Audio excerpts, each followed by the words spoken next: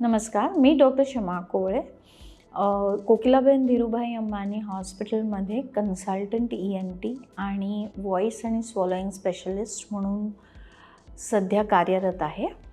आज आपण Zoar throat म्हणजे काय आणि त्याच्यासाठी आपण काय करू शकतो हे बघणार आहे.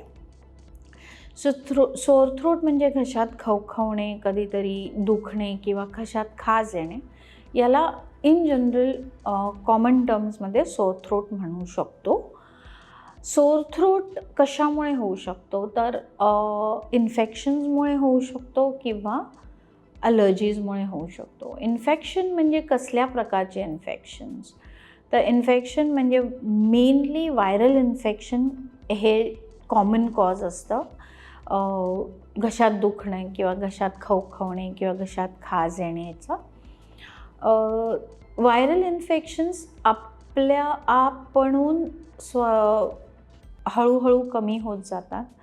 त्याच्यासाठी आपल्याला अँटीव्हायरल्स घ्यायची गरज नसते, पण आपण घरगुती उपाय करू शकतो. म्हणजे गरम पाणी पिणे, गरम सूप्स पिणे, स्वतःला गरम ठेवणे, नंतर जास्त करून AC किंवा बसायचं नाही, तेलकट तिखट वगैरे कमी खायचं. खूप दुखत असेल तर आपण एक पॅरासिटामॉल घेऊ शकतो किंवा अगदीच सहन नाही झालं तर आपण डॉक्टरकडे जाऊ शकतो. पण व्हायरल सोअर थ्रोट जेव्हा असतो तेव्हा अँटीबायोटिक घ्यायची गरज नसते. आम्ही प्रॅक्टिसमध्ये बघतो की अँटीबायोटिक्स सर्रास लोक घेतात आणि हे चांगलं नाही आहे आपल्या एन्व्हायरमेंटसाठी आणि आपल्या स्वतःसाठी सुद्धा. म्हणून व्हायरल जेव्हा आपल्याला काही सोअर थ्रोट होतो तेव्हा फक्त घरगुती उपाय, मॅक्झिमम अगदीच नाही बरं वाटलं तर डॉक्टरकडे जायचं, अँटीबायोटिक्स घ्यायचे नाही. जेव्हा व्हायरल इन्फेक्शन्स 2-3 आठवड्यामध्ये कमी होत नाहीत आणि त्याचा आपल्याला अजूनही त्रास होत असेल तर ते बॅक्टेरियल झालेलं असू शकतं आणि त्याच वेळेला आपल्याला अँटीबायोटिक्स डॉक्टरकडे जाऊन घ्यायचे आहेत, स्वतः जाऊन मेडिकल शॉप्समधनं घ्यायची नाही. गरम पाणी हे खूप इम्पॉर्टंट आहे, पण ते गरम म्हणजे कोमट पाणी, गरम म्हणजे एकदम हॉट नाही, पायपिंग हॉट, बॉइलिंग नाही.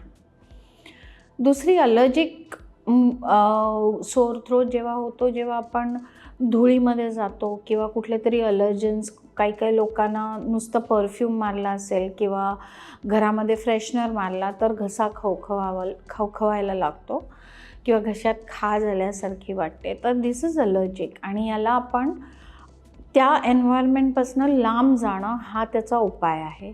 किंवा आपण जेव्हा बाहेर जातो, धुळीमध्ये जातो, तेव्हा नाकावरती मास्क बांधणं हा त्याच्यावरचा उपाय आहे. आणि किंवा जेव्हा आपण एका लोकेशनमधनं दुसरीकडे राहायला जातो तेव्हाही हे ॲलर्जिक होऊ शकतं. तर तेव्हा आपल्याला या सगळ्या गोष्टी लक्षात ठेवायच्या आहेत. ॲलर्जिक जर असेल तर आपल्याला डॉक्टरकडे जाऊन अँटी ॲलर्जिक मेडिसिन किंवा काही जर गरज असेल तर घ्यायची आहे. तर हे थोड्या प्रमाणात एक थोडक्यामध्ये सोअर थ्रोटचे इलाज किंवा सोअर थ्रोटला आपण कसं मॅनेज करू शकतो हे मी सांगितलेलं आहे. याचं जरूर पालन करा आणि आय होप तुम्हाला ह्याचा उपयोग होईल. थँक्यू.